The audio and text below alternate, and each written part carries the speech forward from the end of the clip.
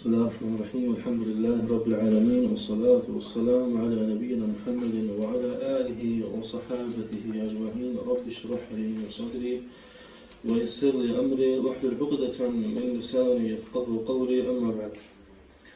Muhterem kardeşlerim, en cözümə, sonra da sizin özünüzə Allah Teala'dan ona layık olan şəkildə baxmağı və ona layık olan şəkildə onu itaat etməyi sələfin nəsiyyətinə çatdırılan bu. Çünki bu haqq olan nəsiyyətdir. Qəbul edənlərə uğur, nəcat və qəbul etməyənlərə isə həm bu dünyada, həm də axirətdə isə zərər ola bilər.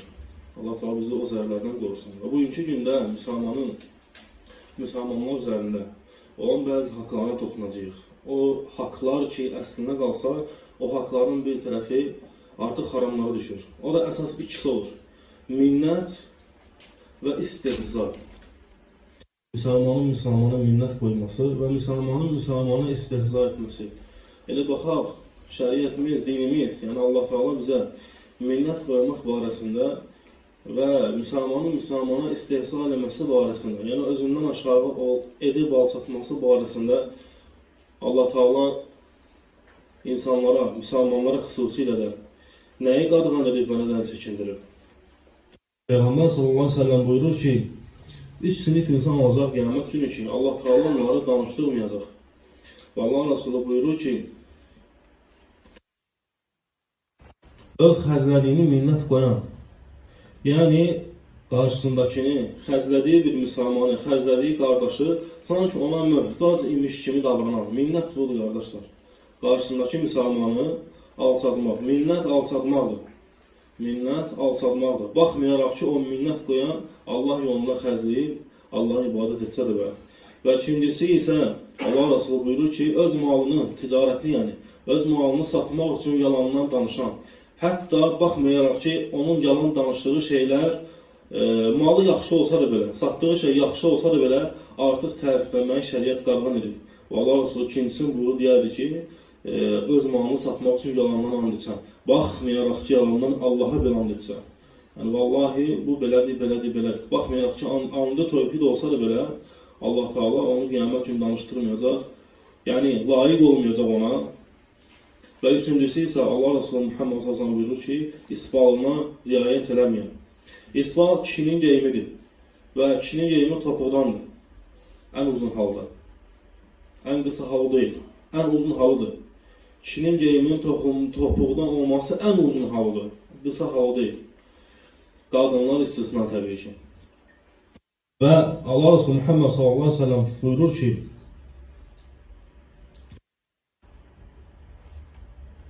cənnətə bu 5 nəfər girməyəcək. Və subhanallah, həqiqətən diqqət etir bu 5 sinifin içində, bu 5 sinif gör hansı halın sahibidir ki, minnət qoyan o cərgədədir. Allah Resulü buyurur ki, içki düşkünü, sehirbaza inanan, ona iman gətirən və yaxud da batıl olduğunu bilsə də belə ona tövbə edə bilməyən, qohumluq əlaqələrini kəsənlər, sahinlər, bir də mənnan, yəni minnət qoyan. Subhanallah, minnət qoyanın əsli nədir? Allah yolunda xərcləmək. Gör, Allah yolunda xərcləyən minnət qoyduğu halda kimlərin cərgəsindədir? Heç bəziləri müsəlman da deyil, kahin müsəlman deyil, sehirbaz müsəlman deyil. Qohumluq əlaqəsini kəsən, hətta müsəlman olsa da belə, hətta ümumən fitrətdən də deyil, qohumluq əlaqəsini kəsmək. Hətta ibadət əhli olmayan insanların yanında da aqil təbii ki. İbadət əhli insanlar cərgəsində olmayanlar belə qohum əlaqələrini kəsənlər yaxşı baxmayırlar. Gör, minnət edən hansıların cərgəsindədir. Baxmayaraq ki, etdiyi şeyin əsli ibadət olsa da belə. Və İbn Muflih rahimehullah minnət barəsində buyurur ki, minnət böyük günahlardandır. Kiçik günah deyil minnət qoymaq. Təbii ki, o yerə qədər ki, minnəti halal görsə, təbii ki, artıq minnəti halal görənin İslamında problem var. Amma minnəti halal görməyən, xasiyyətindən dolayı kimi salçaldan böyük günah sahibləri. Biz bilirik ki, şəriətimizdə, İslam dinində kiçik günahların üzərində davamiyyətli olmaq böyük günahlardandır. Kiçik günahların üzərində davamiyyətli olmaq böyük günahlardandır. Bəs böyük günahların üzərində davamiyyətli olmaq. Ona görə də minnət qoymaq, minnət qoyan böyük günahın sahibidir. baxmayaraq ki, əməlinin əsli ibadət olsa da belə, baxmayaraq ki, Allah yolunda xərcləyənlərdən və qardaşlarının ehtiyaclarını aradan qaldıranlardan olsa da belə. Və həmçinin də Allah Teala öz kitabında minnət qoyanları riyakarlarla birlikdə, riya eləyənlərlə birlikdə danışır. Allah Teala öz kitabında buyurur ki, Ya eyyuhəl-ləzīnə əmənu, ey iman gətirənlər. Və bilirsiniz, sələflər deyərlər ki, Allah Teala'nın kitabında əgər eşitsəz ki, Allah Teala deyir ki, ey iman gətirənlər, ya eyyuhəl-ləzīnə əmənu, qulaqlarınızı şəkləyin, yəni qulaqlarınızı başqa şeylərdən, başqa eşitdiyi şeylərdən uzaqlaşdırın. Çünki Allah Teala ya sizə hansısa bilmədiyiniz bir şeyi əmr edəcək, hansısa bir xeyri və yaxud da hər hansısa bir şərdən sizi çəkindirəcək. Və Allah Teala buyurur ki, la tubtilu sadaqatikum bil menni vel əza. Sədaqələrinizi Allah yolunda verdiklərinizi, təbii ki, bura zəkat da aiddir. Sədaqələrinizi Allah yolunda xərclədiklərinizi minnət qoymaqla və əziyyət verməklə batil eləməyin. Və diqqət yetir qardaş. Ey minnət qoyan müsəlman, diqqət yetir. O adam sədaqə verənlərdəndir. Sədaqə verməyə bacarmaq iman istəyir, iman. Qabiliyyət, bacarmaq istəyir onu. Məgər hər mülki olan sədaqə verə bilir, verə bilmir. Əgər o adam görünür ki, sədaqə verməyi bacarırsa, Allah ona müvəffəq edib. Amma Allah Teala'nın müvəffəqiyyəti bir ibadətdədir. Gərək Allah Teala'nın müsəlmanın müvəffəqiyyəti müsəlman başqalarına nail olsun. O demək ki, sədaqə verməyi bacaran, Allah yolunda xərcləməyi bacaran bir müsəlman rahat olub arxayınləşməsin ki, əlhamdülillah, hər şey yaxşıdır. Yox. Artıq sədaqəni verdikdən sonra, yəni Allah yolunu xərclədikdən sonra da müsəlman artıq onu qorumalıdır. Nədən? Minnət qoymamaqdan və əziyyət verməməkdən. Və Allah Teala buyurur ki, "Kəllezî yunfiqu mâlehu riâ'en-nâs." O kəs ki, malını insanlar görsün deyə xərcləyir. Yəni riya. İnsanlar görsün ki, filan kəs xərcləyəndir, filan kəs ömrəyə göndərəndir, filan kəs həccə göndərəndir və s. və s. Və Allah Teala buyurur ki, وَلَا يُؤْمِنُ بِاللّٰهِ وَالْيَوْمِ الْآخِرِ الْآيَةِ. Və diqqət yetir, Allah yolunda xərcləyən, ey minnət qoyan, sən riyakarlarla birlikdə Allahın kitabında danışılırsan. Çünki əslən elə minnət qoymaq da riyanın özüdür. Minnət qoymaq da riyanın özüdür. Amma ola bilər ki, riyakar eləməsin, amma minnət qoyan ola bilər ki, hansı ibadətlərə müvəffəq olsun. Amma qoyduğu minnətin sayəsində Allah Teala'ya etdiyi ibadətlər ondan batil olsun və əksinə nəinki batil olsun və günahlar yazılsın. Bu qısa təbii ki, minnət barəsindədir və növbəti isə müsəlmana yaraşmayan, müsəlmanı rəzil eləyən sifətlərdən biri isə istehzadır. Və diqqət yetirin qardaşlar, bu günümüzdə təəssüf olsun ki, müsəlmanların arasında dövr eləyən, fırlanan, təbii ki, fırladan və dövr etdirən şeytandır. Amma şeytan məğlub olanlar yəni. Dövr eləyən problemlərdən və dövr eləyən xəstəliklərdəndir və ikincisi də ki, istehzadır. Müsəlmanı istehza eləməz. Yəni, lağlağı eləməz müsəlmana. Və diqqət etir, gör, sənin dinində istehza nədir? Yəni, əsl mənasında istehza nədir? Allah Teala kitabında buyurur ki, Ya eyyuhəl-ləzīnə əmən, yenə də, ey iman gətirənlər. Allah Teala buyurur ki, La yəsxar qavmun min qavmin əsə ən yəkunu xayran minhum.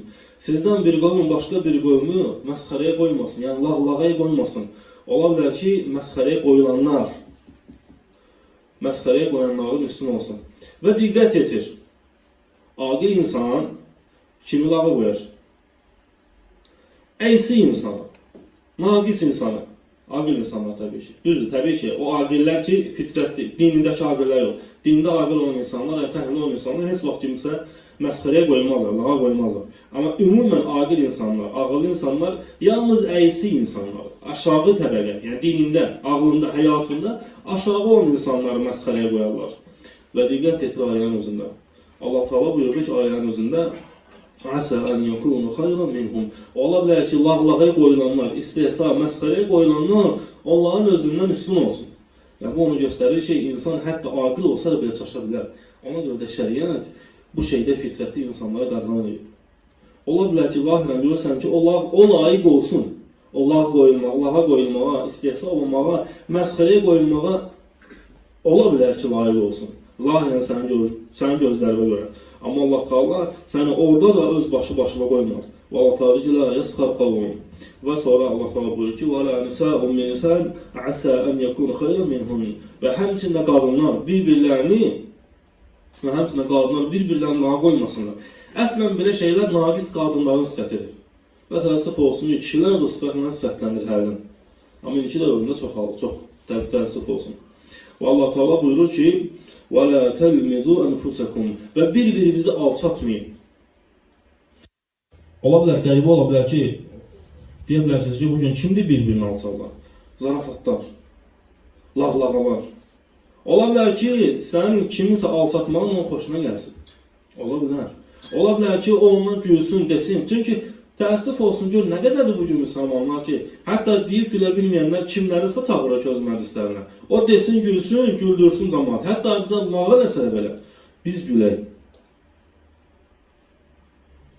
Allah Teala buyurur ki, وَلَا تَلْمِزُوا أَنْفُسَكُمْ bir-birinizi nəfsinizi alçatmayın. Hətta o şeydən razı qalsaz da belə.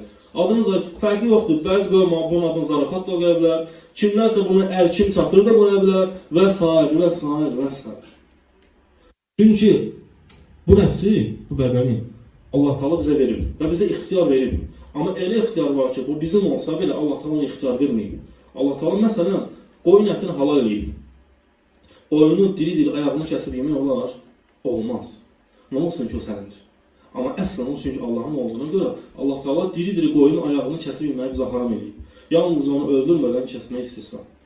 Və baxmayaraq da ki, sən Allahınsan, cisim də sənindir. Sən deyə bilərsən, mən istədiyim cür davrana bilərəm. Xeyr. Sən əgər təslim olmuşsansa, təslimiyyət tamam olmalıdır.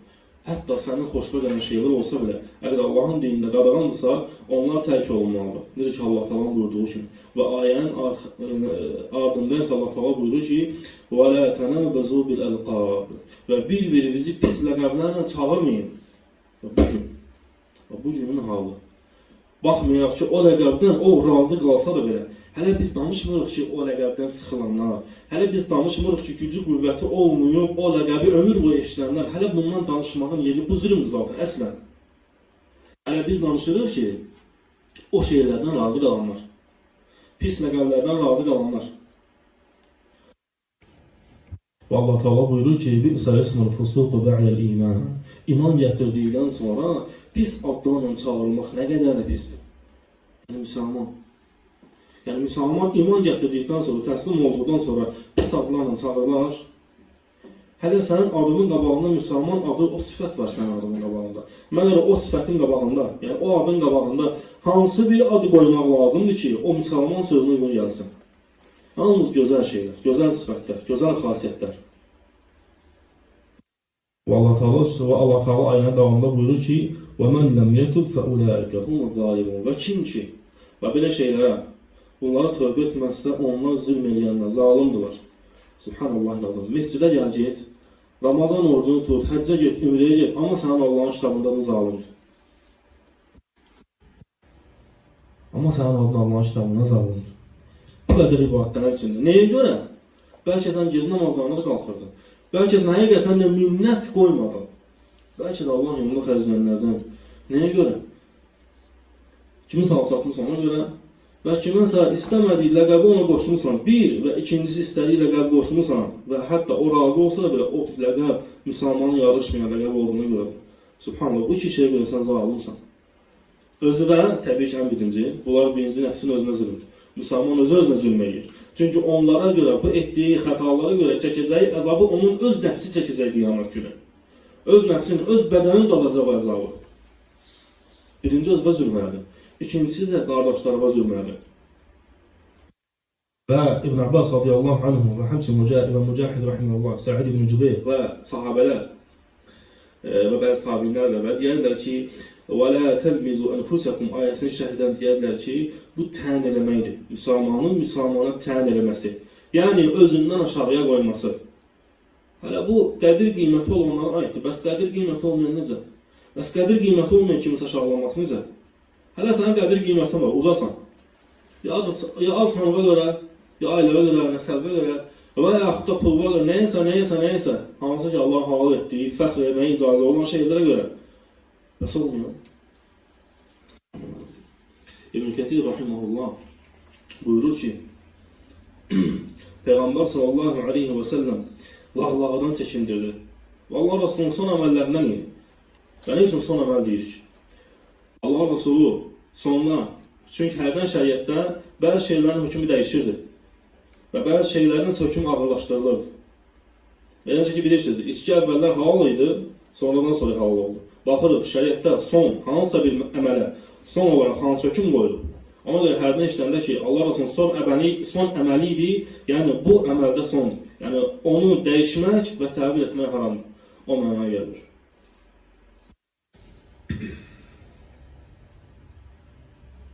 Allah Resulü buyurur ki, təkəbbürlük və diqqət yetirin, sənin elədiyin əməllər gör, kimlərlə yenə müqayisə olunur. Allah Resulü buyurur ki, kibirlənmək, təkəbbürlü olmaq haqqı qəbul etməyə mane olur. Çünki zaten əslən bu, kiməsə laf eləmək istəyirsə, bunlar əslən hara qayıdır? İnsanın özünü bəyənməsinə qayıdır. İnsanın özünü uca görməsinə qayıdır. Başqasının da aşağı görməyə, təkəbbürün sifətlərindən. Allah isə buyurur ki, təkəbbür haqqı görməyə mane olur və insanları da aşağı görməyə səbəb olur. Və insanları aşağı görmək, təbii ki, müsəlmanlar. Və necə Allah Resulü deyir ki, ola bilər aşağı gördüyün səndən üstün olsun. Çünki sən bilmirsən o Rəbbinlə kim. Necə sələflər deyərlər ki, yer üzündə elə adamlar var ki, tanınmırlar, adları bilinmir, kasıbdır, mal yoxdur, ticarət yoxdur, heç nə yoxdur. Amma o Rəbbin qapına, yəni göydə, səmada məşhurdur. Necə ki, bu dünyada zəngindən məşhur olduğu kimi. Əslən, fəxr olunacaq yer dünya deyil. Fəxr olunacaq Allah Taala'nın qatıdır. Orada kim məşhurdursa. Və həmçinin istehzaya, müsəlmanın istehza olmasına, Subhanallah, həqiqətən də gör, kimlər bu həmən istehza ilə gör, kimlərlə məsələ çəkilir. Xalancır, üzrüsü, münafiqlər. Və bilirsiniz, münafiqlər sahabələrə, Allah Resulunun hafiz sahabələrinə, Quran əzbər bilən sahabələr istehza edərlər. Və onlardan biri deyərdi ki, mən deyir, bu qarilər kimi, yəni hafizlər kimisini görmədim, münafiq. Deyərdi ki, qarınları geçirəmir, çünki Allah Resulü bəzi hərdən, xüsusən bir dövrdə hafizləri, Quran hafizlərini cihadda qabağa qoymurdu. Çünki bəzi döyüşlərdə çoxlu hafiz oldu. Əvvəllər mushaf, yəni Quran indiki kimi deyil. Düz yazılırdı, amma cəm deyil. Yalnız əzbərləyənlər. Əzbərləyənlər idi kitab. Canlı kitablar idi o sahabələr. Ona görə Allah Resulü onları qoymurdu. Qoymurdu ki, qabağa getsinlər. Ehtiyac olmadığı təqdirdə. Və münafiqlərdən bəziləri və bir qismi deyərdi ki,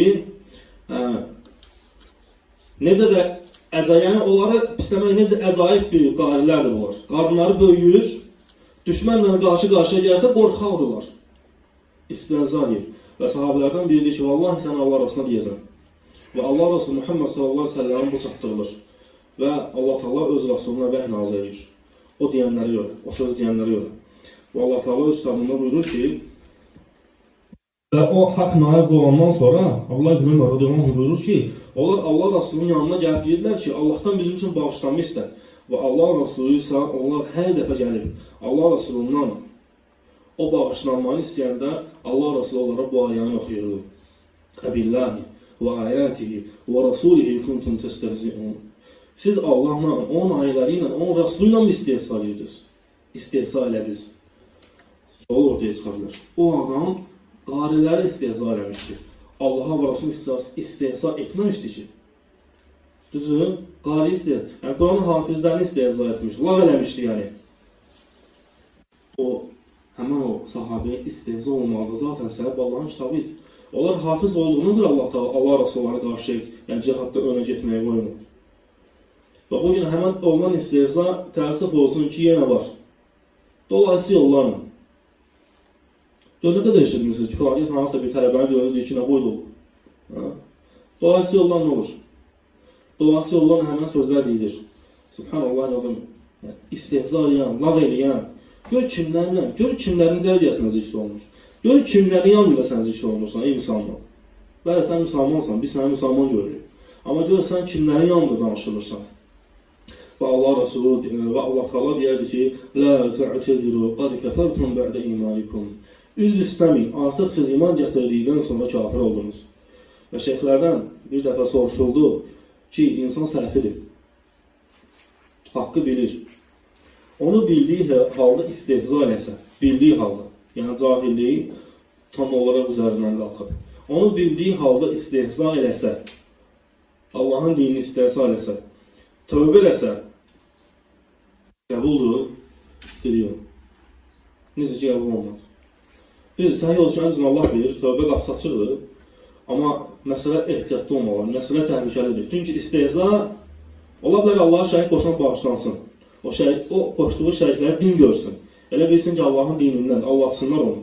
Amma istehza əslən əxlaqsızlıqdır. Əxlaqsızlıq hətta cahillikdə belə qəbul olunmayan bir şey.